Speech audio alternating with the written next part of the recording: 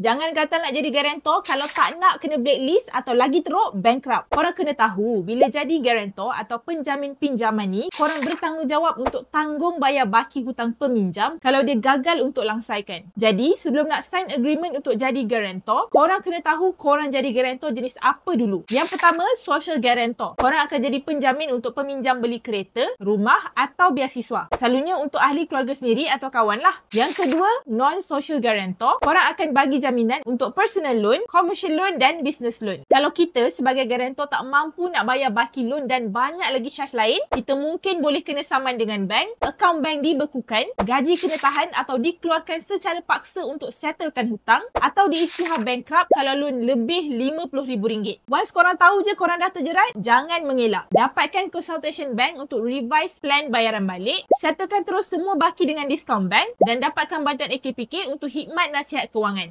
Ingat ya, jadi guarantor bukan sekadar letak nama je. Jangan senang jadi guarantor walaupun untuk adik-beradik sendiri. Follow Santro.my untuk info best macam ni setiap hari.